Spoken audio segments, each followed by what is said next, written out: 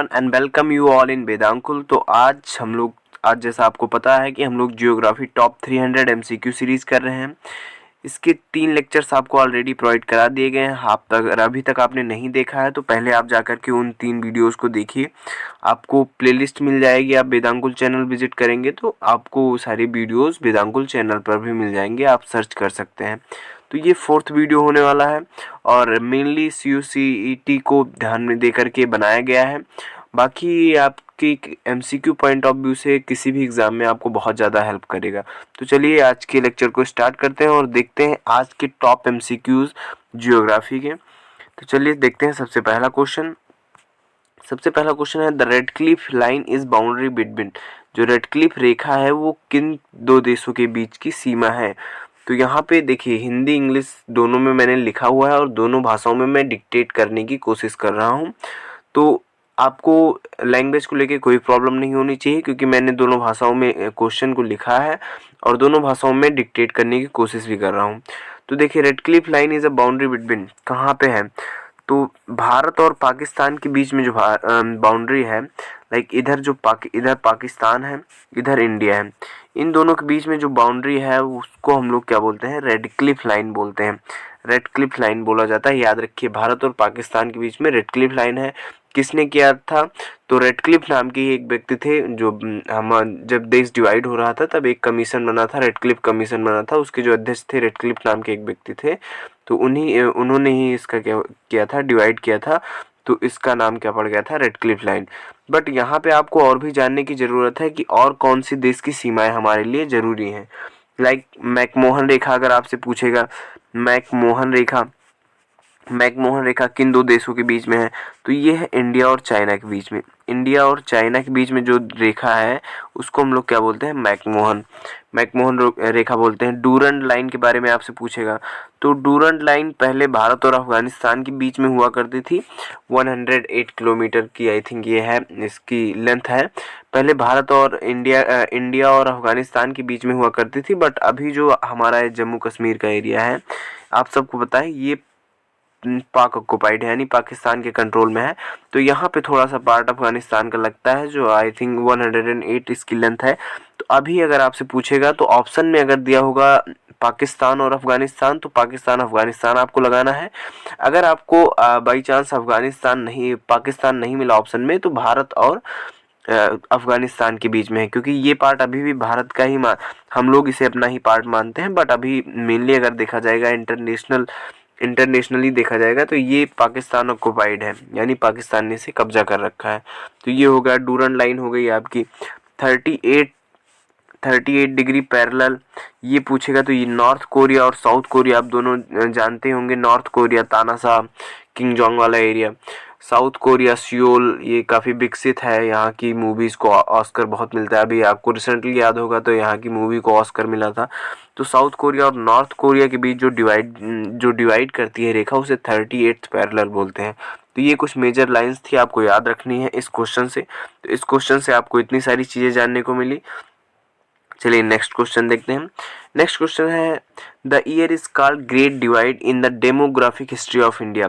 भारत की जनसांख्यिकीय इतिहास, जनसांख्यिकीय मतलब जनगणना जो होता है, जो हमारे यहाँ की पॉपुलेशन है वो किस तरीके से बढ़ी है, इसे डेमोग्राफिक हिस्ट्री या जनसांख्यिकीय इतिहास बोलते हैं। क्या एक महान विभाजन कहा जाता है। ये आपके लिए बहुत इंपॉर्टेंट है। 2 से 3 बार आई थिंक एग्जाम में रिपीट भी हो चुका है ये आपके इन्हीं एंट्रेंस एग्जामों में। तो ये क्वेश्चन आपके लिए बहुत ज़्यादा इंपॉर्टेंट है। ये है 1921 इसका सही आंसर हो जाएगा। 1921 का क्या मतलब है कि देखिए 1921 से पहले जनसंख्या मान लीजिए बहुत बहुत तेज़ी से बढ़ रही थी और बहुत तेज़ी से लोग मर भी रहे थे। बिकॉज तब क्या था, हम लोगों के पास जो मेडिकल फैसिलिटीज़ हैं उतनी अच्छी नहीं थी। तो इसकी वजह से लोग मर भी ज़्यादा रहे थे, जन्म भी बहुत ज़्यादा हो रहा था। बट 1921 के बाद चीज़ें अचानक से चेंज हुई। यहाँ से बहुत बड़ा गैप आया जनसंख्या के बीच में। वहाँ के जो भी कंपोजिशन है इन सब में एक बहुत बड़ा गैप आया। इसी वजह से 1921 को क्या कहा जाता है, ग्रेट डिवाइड ईयर बोला जाता है डेमोग्राफिक हिस्ट्री ऑफ इंडिया में। तो याद रखिएगा, क्वेश्चन बहुत इंपॉर्टेंट है आप सभी के लिए। थर्ड क्वेश्चन है the zonal soil type of peninsular India belongs to. मैं रिसेंट 3 वीडियो से आपको बताता आ रहा हूँ, 3 लेक्चर्स में मैंने आपको बताया पेनिनसुलर इंडिया के बारे में। ये है पेनिनसुलर इंडिया, यहाँ की मैंने आपको रिवर्स बताए हैं, माउंटेन्स बताए हैं, ये सारी चीज़ें मैं आपके साथ डिस्कस कर चुका हूँ। आपको कोस्ट बताया है, ये है वेस्टर्न घाट, ये है ईस्टर्न घाट, यहाँ दोनों जहाँ पे मिलते हैं, नीलगिरी एक पर्वत है वहाँ पे मिलते हैं जो कि तमिलनाडु में है मेनली। बाकी वो तीन स्टेट्स के जो भी हैं पॉइंट में स्थित है। ये सारी चीज़ें मैं पूरा आपको पेनिनसुलर इंडिया के बारे में डिस्कस कर चुका हूँ। यहाँ पे पूछ रहा है, अभी देखिए नया टॉपिक आ गया हमारे प्रायद्वीपीय भारत के बारे में, तो वो क्या है, सॉइल टाइप के बारे में। तो यहाँ पे हमें जानना है कौन सी सॉइल है। तो पेनिनसुलर इंडिया की जो सॉइल है वो रेड सॉइल है। रेड मतलब लाल मृदा है यहाँ पे आपकी, जो भी यहाँ पे मुख्यतः पाई जाती है। बाकी ऐसा नहीं है कि वहाँ पे रेड सॉइल ही पाई जाएगी, और भी सॉइल टाइप्स वहाँ पे पाई जाएंगी, बट मेनली जो पाई जाएगी वो रेड सॉइल पाई जाएगी। तो ये आपका आंसर था। चलिए नेक्स्ट देखते हैं। तो अभी यहाँ पे जितना भी मैंने आपको पेनिनसुलर इंडिया की रिवर्स बताई हैं, गोदावरी, नर्मदा, ये सारी रिवर्स जितनी भी मैंने आपको बताई हैं, आपको जितने माउंटेन्स बताए हैं, सब आपको रिवाइज कर डालने हैं यहाँ पे। इस क्वेश्चन के आते ही आपको वो सारी चीज़ें रिवाइज कर लेनी है। नेक्स्ट क्वेश्चन है, which atomic power station in India is built completely indigenously. इसका मतलब होता है कि भारत में कौन सा परमाणु ऊर्जा स्टेशन पूरी तरीके से स्वदेशी रूप से बनाया गया है। स्वदेशी रूप यानी हमने किसी की मदद नहीं ली। लाइक क्या होता था पहले, जो भी परमाणु स्टेशंस बनते थे, डैम्स बनते थे, आप लोगों ने डैम्स पढ़े होंगे, बहुउद्देशीय परियोजनाएं जिसे मल्टीपर्पज डैम्स बोला जाता था। कई देश जैसे जर्मनी, यूएसएसआर, अमेरिका के हेल्प से हम लोग बनाते थे। बट इसमें पूछा है ऐसा कौन सा पावर स्टेशन था जो इंडिया ने बनाया था सबसे पहले, परमाणु ऊर्जा स्टेशन। तो वो हमारा था कलपक्कम। कलपक्कम किस स्टेट में है, बहुत इंपॉर्टेंट है आप लोगों के लिए, तमिलनाडु में है। इसको किसने बनाया था, भारत ने अपनी अपने कहते हैं नहीं सेल्फ कॉन्फिडेंस के साथ बनाया था कि हाँ हम लोगों ने इसको पूरा देसी तरीके से बनाया है, स्वदेशी रूप से बनाया है, किसी देश से मदद हम लोगों ने नहीं ली। तो ये था कलपक्कम, आपके लिए इम्पॉर्टेंट हो जाता है। और भी मैं आपको बता दूं, हमारे देश के जितने भी पावर स्टेशंस हैं, न्यूक्लियर पावर स्टेशंस या एटॉमिक पावर स्टेशंस हैं, वो हैं, देखिए नरोरा जो है, नरोरा यूपी में है, याद रखिएगा बहुत इंपॉर्टेंट है। नरोरा यूपी। कैगा जो है, कैगा कर्नाटक में है। ककरापा एक है, वो है गुजरात में। रावत भाटा राजस्थान में है। तारापुर महाराष्ट्र में है। बहुत इंपॉर्टेंट है आपके लिए, जितने भी मैंने अभी आपको बताए ये आपके लिए बहुत इंपॉर्टेंट हो जाएगा। देखिए ऑप्शंस में भी दिया है, नरोरा यूपी, रावत भाटा राजस्थान, तारापुर है ये आपका, तो ये महाराष्ट्र में हो जाएगा। तो ये आपके लिए इम्पोर्टेंट हो जाएगा, इन आपको ये जानना है। लेकिन स्वदेशी कौन था, स्वदेशी सबसे पहला हमारा था कलपक्कम, जो कि कहाँ पे है, तमिलनाडु में है। तो ये आपको पता चले जितने भी पावर स्टेशंस थे, आपको इस क्वेश्चन के माध्यम से आपको जितने भी पावर स्टेशन थे और उनके स्टेट थे सब पता चल गए। मैं जैसे जैसे आपको बता रहा हूँ, अगर आप लोग नोट करते चलेंगे तो आपके लिए ज़्यादा अच्छा होगा।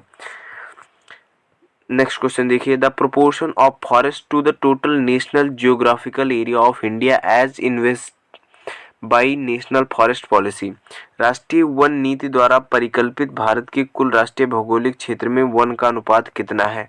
बहुत इंपॉर्टेंट क्वेश्चन है आपके लिए, यहाँ से कई क्वेश्चंस आपके क्लियर होंगे। और ये question I think mostly repeated है, काफ़ी ज़्यादा बार पूछा गया है आपके एग्ज़ाम में, और ये सबको पता भी होता है। तो 33.3 जो है ये आपका टोटल जो कि जियोग्राफिकल एरिया है, फॉरेस्ट एरिया है, उसमें आपका 33 सॉरी जितना भी जियोग्राफिकल एरिया है उसमें 33.33 आपका जियोग्राफिकल फॉरेस्ट एरिया है। तो ये आपका सही आंसर हो जाएगा। अगर आपसे पूछेगा सबसे ज़्यादा फॉरेस्ट किस स्टेट में है, तो वो हो जाएगा आपका MP, no doubt MP. But अगर आपको पूछेगा मोस्ट सबसे डेंस फॉरेस्ट कहाँ पे है, लाइक ऐसा कौन सा स्टेट है जहाँ परसेंटेज में सबसे ज़्यादा फॉरेस्ट है, तो वो है मिज़ोरम। मिज़ोरम में एवं जैसे मिज़ोरम की पूरे ज़मीन की 85% के आसपास वहाँ की ज़मीन जो है वहाँ पे फॉरेस्ट कवर है, यानी क्या है, जंगल है पूरा। तो यहाँ से ये सारी चीज़ें आपको क्लियर हो गई होंगी। नेक्स्ट क्वेश्चन है, the most ideal region for the cultivation of cotton. बचपन से आप लोग पढ़ते आए हैं, अगर ज्योग्राफी कभी भी पढ़ी होगी तो कपास के लिए क्या कौन से होती है, कपास के लिए जो भी ब्लैक सॉइल होती है वो सुटेबल होती है। ब्लैक सॉइल जो होती है, ब्लैक सॉइल मोस्ट सुटेबल होती है कपास कॉटन की खेती के लिए। सो यहाँ पे इसका सही आंसर हो जाएगा द दक्कन प्लेटू जो है, ये सबसे मोस्ट आइडियल रीजन है for the cultivation of cotton in India. So ये इसका सही आंसर हो जाएगा। मैंने आपको बताया था। कॉटन के बारे में बात करेंगे तो वर्ल्ड में बात करेंगे तो भारत है सबसे ज़्यादा उत्पादन करने वाला। इंडिया आफ्टर इंडिया, उसके बाद USA, then China. Okay, these 3 countries, ये 3 कंट्री जो है ये वर्ल्ड में है सबसे ज़्यादा प्रोडक्शन करने वाले। इन इंडिया, अगर इंडिया में बात करें तो सबसे ज़्यादा प्रोडक्शन कौन करता है? गुजरात करता है। गुजरात स्टेट सबसे ज़्यादा प्रोडक्शन करता है। बट सबसे ज़्यादा कॉटन मिल्स की बात करेंगे तो वो कहाँ पे है? वो है हमारे महाराष्ट्र में। महाराष्ट्र में most cotton mills in Maharashtra, and सबसे ज़्यादा जो प्रोडक्शन करता है वो है गुजरात। और कहाँ पे होता है? मोस्ट आइडियल रीजन कौन सा है? द दक्कन प्लेटू। नेक्स्ट क्वेश्चन देखते हैं। The percentage of earth surface covered by India. बहुत ही इजी क्वेश्चन है, काफ़ी बार रिपीटेड क्वेश्चन है। 2.4 जो है अर्थ सरफेस का, लाइक गेस, यहाँ पे आपके पास 100 यूनिट्स हैं तो उसमें 2.4 यूनिट्स इंडिया के हैं। 100 यूनिट टोटल लैंड है आपके पास, तो उसमें का अगर आउट ऑफ 2.4 जो है वो कंटेन करेगा इंडिया को, तो इंडिया 2.4 में है। बट यहीं आपका पॉपुलेशन में आ जाएगा। पॉपुलेशन में 77। आपको जान के बहुत गर्व होगा कि हम लोग 100 में से 17.7% जो है ये पॉपुलेशन है आफ्टर चाइना। बट अभी कोविड की वजह से हमें खुशखबरी नहीं मिली है, बट अभी जो नई जनगणना होगी तो हमें खुशखबरी मिल जाएगी कि हम लोग टॉप कर चुके हैं पॉपुलेशन के मामले में। सो आप देख सकते हैं सरफेस के मामले में 2.4 है, बट पॉपुलेशन के मामले में हम लोग अच्छा खासा कंट्रीब्यूट करते हैं वर्ल्ड में। सो ये आपके लिए है। तो ये यहाँ से आपको ये सारी चीज़ें जानने को मिली, तो इसका सही आंसर हो जाएगा 2.4। 8th क्वेश्चन है, the state having a largest area of forest cover in India. अभी मैंने आपको बताया था जब मैं फॉरेस्ट पॉलिसी के बारे में बता रहा था, 33.33% जो total forest national forest area जो है वो बता रहा था, तो मैंने आपको बताया था कि state having largest area of forest cover कौन सा होगा? तो मध्य प्रदेश सबसे ज़्यादा फॉरेस्ट कवर है। बट यहीं पे अगर क्वेश्चन थोड़ा सा चेंज कर दे कि सबसे ज़्यादा प्रतिशत यानी परसेंटेज में फॉरेस्ट कवर किस स्टेट में है, तो वो कौन सा है? मिजोरम। एंड मैंने आपको बताया था कि एबव 85%, ये आपको याद नहीं रखना 85%, मैं आपको बता रहा हूँ ऐसे ही। 85% एबव मिजोरम का जो है वो क्या है? फॉरेस्ट है। वहाँ पे टोटली 85% फॉरेस्ट है। तो यहाँ से क्वेश्चन आई थिंक आपको क्लियर हो गया होगा। नेक्स्ट देखते हैं हम लोग। नेक्स्ट क्वेश्चन है, the percentage of India's total population employed in agriculture is nearly. देखिए ये क्वेश्चन काफ़ी कंट्रोवर्शियल है। ये क्वेश्चन मैंने ऐसे रख दिया है, बट ये आपको कंफर्म करना है। ये आपके लिए ये क्वेश्चन एक्चुअली ये पॉपुलेशन में जो है ना कंपोजिशन चेंज हुआ करता है, तो ये आपके लिए एक होमवर्क टाइप में है। आपको बताना है कि ये क्वेश्चन इसलिए मैंने रखा है कि यहाँ से आपको काफ़ी सारी चीज़ें बतानी है कमेंट बॉक्स में। लाइक एग्रीकल्चर किस सेक्टर का है? एग्रीकल्चर आपको प्राइमरी सेक्टर के वर्क्स बताने हैं, सेकेंडरी सेक्टर के, और टर्सरी सेक्टर यानी प्राथमिक, द्वितीयक और तृतीयक तीनों क्षेत्र के आपको कार्य बताने हैं। और कृषि से रिलेटेड जितने भी फैक्ट हैं आप कमेंट बॉक्स में लिख सकते हैं। ये क्वेश्चन एवब में है यानी लगभग प्रतिशत में है, तो ये क्वेश्चन हमेशा कंट्रोवर्शियल रहेगा। तो इसका आंसर आप लोग कमेंट बॉक्स में देंगे, और इसका एग्जैक्टली आंसर जो भी पॉइंट में आंसर होगा वो मैं आपको नेक्स्ट वीडियो में बताऊंगा। चलिए नेक्स्ट क्वेश्चन देखते हैं। नेक्स्ट क्वेश्चन है 10th, the number of major ports in India. ये है 13, एग्जैक्टली 13 जो है मेजर पोर्ट्स हैं इंडिया में। लेकिन ये क्वेश्चन भी काफ़ी कंट्रोवर्शियल है, मैं आपको बता दूं, क्योंकि कुछ लोग मानते हैं 12 पोर्ट्स हैं, बट मेजरली माना जाता है 13। अगर ऑप्शन में आपको 13 मिलेगा तो आप 13 लगा करके आइएगा, क्योंकि 13 मेजर पोर्ट्स हैं इन इंडिया। देखिए कुछ नाम्स भी मैंने आगे इंक्लूड किए हैं, लाइक ये आप यहाँ से देख सकते हैं, मैंने इंक्लूड कर दिया। आपको पीडीएफ मिल जाएगा हमारे टेलीग्राम चैनल पे। तो ये आपको याद कैसे करना है? आपसे ये नहीं पूछेगा, आपसे जस्ट पूछेगा कि इस कोस्ट पे कौन कौन सा है, इस कोस्ट पे यानी वेस्टर्न घाट पे कौन सा है, पश्चिमी साइड कौन सा है, पूर्वी साइड कौन सा है, तो ऐसे पूछेगा। तो ये सारी चीज़ें आपको याद करनी है। यहाँ पे कौन सा है, इस साइड कौन सा है, लाइक कोलकाता, हल्दिया, पारादीप, विशाखापट्टनम, ये सारे इंपॉर्टेंट हैं। तो ये आपको याद रखने हैं कि ये किस पूर्वी साइड में है, ये पश्चिमी साइड में है। ऐसे आपसे क्वेश्चन फॉर्म होगा। और ये 13 वाला क्वेश्चन काफ़ी कम फॉर्म होता है, मतलब बनता है क्वेश्चन, बट बहुत कंट्रोवर्शियल है तो उतना नहीं बनता है, क्योंकि कुछ लोग मानते हैं कि इतना है, बट 13 मोस्टली 13 माने जाते हैं। 13 हमारे यहाँ जो भी बंदरगाह हैं वो होते हैं। अब आप लोग बंदरगाह तो पता ही होगा, ऐसा कुछ नहीं है कि बंदरों के रुकने की जगह है। बंदरगाह जनरली होते हैं जहाँ पे बड़ी बड़ी जो भी कॉमर्शियल शिप्स आती हैं वो वहाँ पे रुकती हैं। तो ये आपके 10 क्वेश्चन थे आज के, और ये मैंने इंक्लूड कर दिया, आप लोग अच्छे से इसे देख सकते हैं। तो ये 10 क्वेश्चन थे, इसमें से ये थोड़ा क्वेश्चन आपका इसमें एग्जैक्टली आंसर कुछ अलग होगा, इसलिए मैं एग्जैक्टली आपको आंसर बताऊंगा। ऑप्शंस में उतना एग्जैक्टली आंसर नहीं है, बट हाँ, यहाँ से आपको क्या पता करना है, आपको प्राथमिक, द्वितीयक और तृतीयक क्षेत्र के जो भी हैं इसकी जानकारी आपको कमेंट बॉक्स में देनी है। ओके, तो ये आज आपके 10 क्वेश्चंस थे। आई होप आपको पसंद आए होंगे। ये 10 क्वेश्चंस मैंने आपको क्वेश्चंस बताए, उसके आंसर्स बताए, उसके बाद मैंने आपको उसका डिटेल्ड सोल्यूशन भी दिया।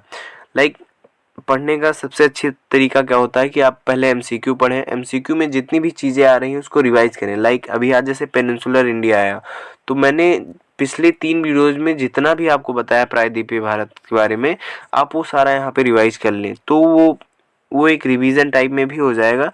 तो ये सारी चीज़ें करेंगे तो आपकी तैयारी बहुत अच्छी हो जाएगी। और भी अगर आपको कोई दिक्कत होती है तो ये आपको ऑफिशियल हैंडल्स मिल जाएंगे वेदांकुल के। आप या तो टेलीग्राम पे हमसे पर्सनली कांटेक्ट कर सकते हैं, या तो इंस्टाग्राम पे कर सकते हैं। कोई भी दिक्कत है तो आप वहाँ पे मैसेज कर सकते हैं। हमारी टीम जो भी है, जो भी इंस्टाग्राम को हैंडल करते हैं, वो आपके जो भी प्रॉब्लम्स होंगे उनको सीरियसली लिया जाएगा, और अगर आपकी क्वेरी जेन्युइन रही तो उसका हम लोग आंसर करने की कोशिश करेंगे। Till then keep watching Vedankul. Thanks for watching.